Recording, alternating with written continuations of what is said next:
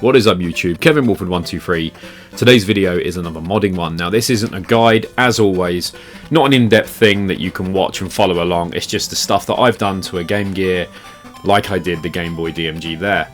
And this time it's with the amazing Sonic Game Gear. We're going to totally refurbish one. Okay, so first things first, the Game Gear needs to be opened and recapped. Now, I never filmed this like I did with the DMG. I had a camera set up and filming everything. This time I actually just did the stuff on my own, got through it. But this is some footage from Retrosix's YouTube channel. So obviously just search Retrosix, it will come up straight away. Obviously Retrosix UK on Instagram, you can find them everywhere. The link's going to be down below in the description. They have so many amazing parts. Now, as you can see here, these are the capacitors on the board. Now, the caps that come with the Game Gear aren't just like normal capacitors. They're wrapped in, as you can see, a plastic shell. Kind of like a housing. They are a bit of a pain in the butt to remove because they are actually glued to the motherboard. So the way I removed them was I grabbed them with some pliers and just gently wiggled left and right and they would just pop off the board. Some would even just pull off the board anyway. Caps here are leaky, and at the bottom you can see the corrosion sitting there in place of the legs. Now if you try and solder directly to these legs, you're probably not going to have a good time. So the way I found was to remove the cap by giving it a little wiggle so it fell off, and then scratched with the tweezers, as you can see, like that, just to free up some of the shininess underneath of the fresh solder that's now corroded on the top. Remove the top layer, add plenty of flux, add some fresh solder, and then scrape it away. Now again, in depth, you can watch here Retrosix how they remove them, and they can help you do that. It's not super hard to recap a Game Gear, but at the same time it can be very fiddly, and with the components that they provide, they're very, very, very small, as you will see later on. So yeah, once the caps come off and you've added new solder, get some desolder braid and really clean up the pads, add fresh solder, clean up, isopropyl alcohol, clean the board thoroughly, toothbrush, scrub it to town until it looks really nice and neat. But as you can see here, he can add solder here because he's like scratched up the pads and it will go in. But if you want to see it in depth, go over to their channel and you'll see how to do it fully. But yeah, take your time, no rush, and it will come out superb. Now these are the 1 UF caps, and they are so tiny. They're smaller than the D on a pound coin, and those black marks that you can see with the little firework effect, they are not anything bad. That's the glue where they used to be. That's where they were stuck down, so don't worry about that. Once you've done that and you've reclapped it and you've cleaned it up, it should look something like this, a lot neater. Again, you can go over again and again with isopropyl and a toothbrush, clean it up really nicely, but the black marks, don't worry about them. That top capacitor just up there next to the blue connector is probably the hardest one to install because the connector's in the way, but if you can get the solder on the point first, solder on one of the caps, then add it into it, it should be a bit easier. Now this is the clean screen that's gone in, and you get these ribbon cables that are provided. I would also suggest that you buy the ribbon cables because it basically makes it wire free. Instead of soldering a wire to each one of the points and running it to different parts of the board, you can do it quicker. Now that is the new screen, that's the clean screen with the 3D printed brackets holding it in place. Really fits nicely, nice and tight, and the LED there has been changed also because, yeah, I'm doing a yellow shell, so I wanted a yellow LED. There's guides again online on where to install it, but as you can see, the ribbon literally takes you to the points and you know where to solder. You just pre-tin it, plenty of flux, add it to the points. Those points are very tiny as well, so it's quite a tricky one, but all over the board, it comes up nice. Afterwards, remove the flux, clean it up nicely, fold the wire underneath, and solder it to a couple of pins. Now this is the other side where you fit to the wheel and around different various parts of the board. When you solder the ones to the wheel, they're a bit tricky, but you can get them. But there's one point just there where I'm pointing to now. The ribbon sort of buckled up a bit, but it did solder properly and held in place. It shouldn't be a problem, but it just wouldn't fit exactly there. But that's just a little thing I noticed. Okay, and now onto the clean amp install. It's as simple as dropping in and adding 2 screws. Now the original amp you can still use if you want to recap it, and it comes with the cap kit, but I wanted something a little bit louder and a little bit more special. Problem with this I found was when you screwed it in, you couldn't move the wheel. So what I did is I stuck the tweezers in that little bit at the back, then added the screws, and it gave me that tiny little bit of clearance that made it work properly and didn't get stuck on the wheel. Now this is the clean power board, so instead of using batteries you can use a USB-C connection to power your Game Gear. It doesn't charge the batteries as it is with the old one, but the new one does, and that's later on. Now I had a bit of problem with the 3D print there holding it in place. It wasn't sitting in properly, so I removed it, took a little bit off the edge, and then it pushed into place properly and actually sat flush. Okay, so you have to excuse the absolute bomb site that's going on at the moment. I've got stuff everywhere, but this is the testing phase. So we've got everything in. We've got the clean amp installed. This was kind of a pain. Just because when you put it in and screwed the screws in, you couldn't turn the wheel, so it's too tight. So I was thinking maybe sanding a bit of this, but what I actually did was I put the pair of pliers in between that plastic there and the plastic of the PCB, which pushed it down a bit. Then as I put the screw in, it held it in place, which means now I can, well, not easily do it because I'm one-handed. But yeah, so we've got the power board in there, which is lit up, which means it must be a good sign. We've got the screen installed, everything's done. Basically, I'm going to turn it on. So here we go. The game's in. It's obviously this is all over the place, but woo-hoo-hoo. Oh, my nose today. Hay fever. Please tell me that line's under the screen on that. It is. I got worried there was a little line across there, and I thought there was something wrong with the screen, but this has still got the protector on it. It's all got to be put in properly and cleaned because I don't want to put it in dirty with dust on the screen. Let's crank this up and see how loud it can go. So that's quiet. Wow, that's loud. You'd never use it that loud. Wow, nice and clean. So I can't go into the actual features yet because I'd rather have it all together. I assume everything is working. The buttons are actually in here, so I don't know why I have no more voice there. So the buttons are actually in that part. I'm going to place this on the board just so I can press start. There we go. Obviously, I'm not going to play it with one rubber contact, but I'm just going to see if it just works, that's all. Nice, is that working? And then this doesn't need doing, but there he goes. I'm going to look down. Can he look up in this one? He can. All the buttons are working. Contrast wheel. You know what? I'm going to turn this down. It's proper loud. It looks really crispy. Really crispy. There's a few modes to mess about with, but I'm not going to do that yet till it's all back together. But the brightness wheel goes all the way off. And then we go all the way max. That is perfect brightness. That is perfect. So what we're going to do, I'm going to put it back together now and see where we go from there. Hopefully it's all good, but yeah, soldering went well, everything went in, and of course the yellow LED is in. Yellow LED is kind of shows up as orange, but I think it's yellow enough. Yeah, so it's in. The only other problem I had is the 3D printed connector there, which I might see if I can get a better one printed. It might just be a defect with that one. It kind of sticks up at the top, so I try pushing it down, but it just sits a bit at an angle, kind of not the best. Let's get it back together and see where we go from there. And now it's back in the case, screw back in.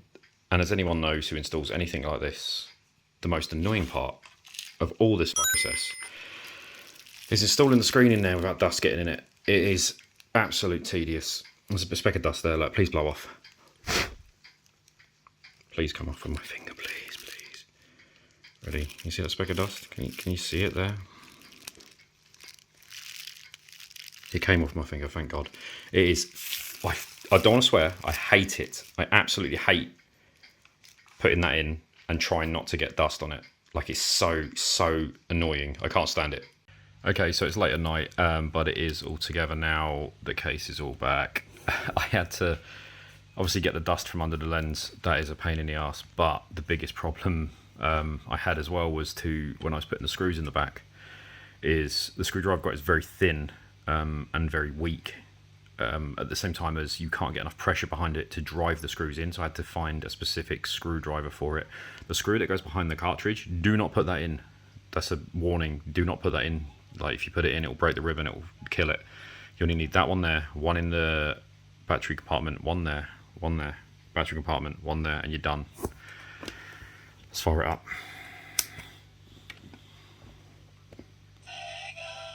You know what, it might actually be better to turn the brightness down so you see it easier.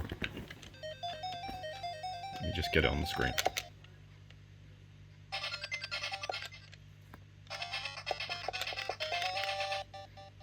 It's never going to come across of how good it is. I'll turn the brightness I would do, but it's not as easy when you haven't got... Yeah, it's hard to show it on camera, but it looks so good. Got a few features which are going to be impossible to show you with one hand. So I'm going to hold start, press 2 and hold it, and press left and hold it. And that enables scan lines. Again, this won't carry across very well, but very, very cool. Super cool.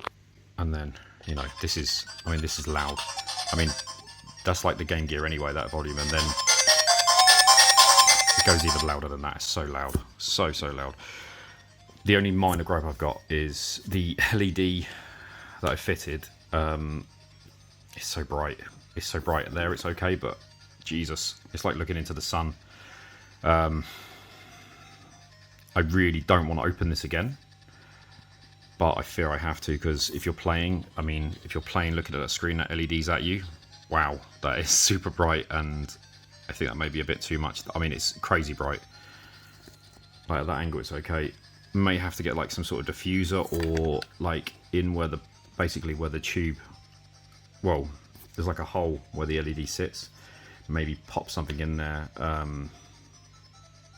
Something, you know, sand the LED, pop something in there to stop it being so bright and diffuse it a bit, because that is such a bright, clean LED.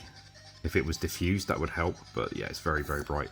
I mean, you kind of play at that angle anyway, so it's not so bad, but it is still bad. So I'm gonna have to change that, sadly.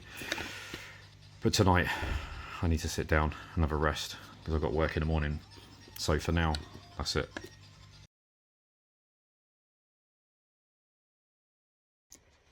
Okay, now I finished the video a while ago, but there was one more piece that was missing, and that was a rechargeable battery for this. Now, they were developing it at Retrosix. It was finished. It was due to arrive anytime soon. So before that, as you saw in the video, I was using this. So yeah, this is the clean power board. As you can see, USB-C on the side, which adds to the top here with a 3D printed piece. And that just basically replaces the internals on this. Remove the old power board. You can still use the old power board if you wanted to, but this one's more efficient. And again, you can use batteries or USB-C, which is great. So if you're at home, you don't want to drain 6 batteries out, just plug in a USB-C into like a phone charger and away you go. Now, they brought the batteries out now. The thing I didn't realise was I was hoping there'd be like some sort of adapter, for instance, that could maybe like piggyback off the bracket here and then, you know, add the batteries. But this is now redundant. So at the moment, if there's another Game Gear I get and the power board's failed, I can always use this to replace it. So the one that's in here now is actually white. It sits inside in the top piece, exactly the same, except it's got like 2 connectors on it, which allow you to plug in some batteries, which are big boys that are in here. Both sides got these huge batteries. I think off the top of my head, it's like 13 hours. I'm not 100% sure, so I have to look into that. But yeah, when you plug in USB, lights up, charges the 2 batteries. This also obviously adds quite a bit of weight to the system. You know, when you've got the AAs in, it weighs enough as it is, but with the 2 batteries. But now you can use it, and it is more efficient. The energy is more efficient. These screens actually run better than the original cathode screens for battery life, as far as I remember. But yeah, that's it. So the device is complete. So we have the Supersonic Shell, which is gorgeous. The plastic quality is really nice, feels good, doesn't feel cheap and, you know, really plasticky. It feels actually really good quality. The screen is obviously printed also to match. I've got it lined up perfectly with the face, so it matches nice. Trying to get these on without getting dust behind is a real pain, but luckily I managed it with this one. But yeah, glass screen. LED, obviously, yellow case, yellow LED, why not? Black buttons are replaced from the ones at Retrosix. The rubbers were replaced again. Feel really good, nice and responsive. Do not feel cheap at all. Really gorgeous. The case, again, as I said, perfect build quality. Inside, in the back, you've got the power board on this side, which gives you the USB-C, and then the 2 rechargeable batteries. In this side, you've got the audio board, which is super loud. In the front also, you've got the new screen, which is the clean screen, and I use the wire-free install kit, which is like basically little membrane like ribbons that you solder to certain points instead of having to add solder wire from one point to another. Makes it a lot neater, so definitely worth grabbing just for a few quid more. Had a full recap as well. That turned out really good with the kit. I even, you know, grabbed some of the tweezers, because some of the soldering points are very small, with small components, especially the new caps they use. Now, you're probably going to want to use tweezers, because the tweezers will help hold them steady, because they're so tiny. With your fingers, you literally could breathe them in. They're so small, some of them, especially the 1 farad caps. Now, yeah, it looks good. It looks good. So I'm going to fire it up. Let's fire it up. So we give it a switch on there. That's normal when it boots up. It's mega loud. Like the thing I did, like I didn't really have massive issues with it. It all went smoothly, all fired up first time. The only problem I had, which I said earlier in the video, was the LED was too bright. So I added a 20k resistor to the LED that they sell on their website. It's very easy to get to. It's on the back of the board, so you don't have to remove the screen again. You can do it while it's in the front of the shell. And adding that has dimmed it right down to that sort of point where it's acceptable and doesn't absolutely blind you when you play. But this is loud. I mean, this is ready. If you're wearing headphones, turn it down. 3, 2, 1. Mega loud. Like, if you are, you could be in another room and you'd hear that. You'd never need it that loud ever. Like, I'd say that was pretty reasonable like there, but I'm going to turn it down for the video. But yes, so that's the screen. It's never going to carry across on camera as good as it is in person. It is really crisp. Really nice, really vibrant. Again, you can adjust it at the side with the brightness wheel here. You can dim it all the way down to black. And then you can crank it right up, the brightness. I mean, it's harder to do it one hand. There you go, super bright. And again, there's an extra feature. So if you hold start and 2 and then press left on the D-pad, I don't know if I'm going to be able to do this with this, but I'll try it. So hold the 2, then hold left. You can enable different modes. So you've got scan lines. Scan lines are pretty, they look nice. There you go, stretched, different integer scales. You go stretched again, scale, and it gets scan lines, and then that's like a perfect scale of itself. It's really small on the screen, but that's like basically the crispest. What's the word? It's basically the proper aspect. No shimmering or anything. It's how it runs. But I kind of like. See, the first one you get is that one. Now that one fills the whole screen, but yeah, with that. I don't know if it's going to carry across, but you do get a bit of a shimmer to the textures because it's not an integer scale. I think it's, so the next one's the scan lines, then the next one, that one. So that one's slightly wider. You cut off a few pixel rows at the side. Now they could redo the shell if they wanted to and make them slightly, slightly wider so you get more of the image. But having it on that slightly stretched, and it's still perfect, still good. You lose that shimmer. It's going to be, I'm playing for a viewfinder, sorry about that. But you lose that shimmer because it's now at a good integer scale, and it looks a lot better. I kind of like that one. The default one's cool as well. You go with what you like, but it looks really good. One-handed Sonic, go! Yeah, so super good, super crisp. This whole install I would not say is for a novice. I wouldn't say if you've never soldered before that you should jump in and do this. Retrosix provides services where they'll do this for you. There's plenty of modders out there like Simon Locke, people like that. Be happy to take on your work. I enjoy doing it too. It's a really good bit of keep the mind busy. So I enjoy doing it. And I did repair a couple of other Game Gears for a couple of friends that just wanted the systems working again from back in the day. So might add some footage at the end of them two running. But yeah. Installing the battery, super easy if you've never done it. So if you've got a fully working recap Game Gear already, you want to do the battery mod, super easy. Want to do the screen, that's a lot harder. The audio mod as well, super easy. It's just a drop-in board. But yeah, the screen is the big thing. And of course, recapping isn't for everyone, as I've had a few people try to recap before and told me, and it's ended in disaster, sadly. But that is it. I hope you enjoyed the video, and let me know what you think of this Game Gear now that it's finished. I think it's an absolute 10 out of 10 stunner. It's really good. But thanks for watching, and I'll see you in the next one.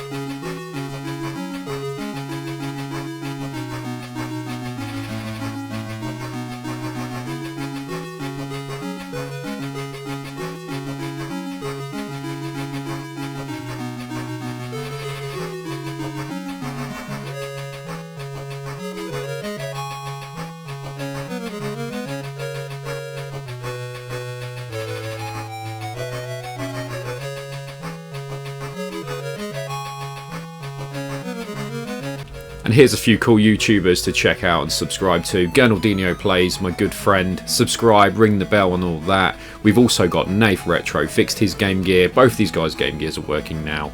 And last of all, we got Goodwin. And if you really enjoy modding videos, check out Goodwin at Goodwin's Place. He's incredible what he does, and he has really in-depth Game Gear ones coming up very, very soon.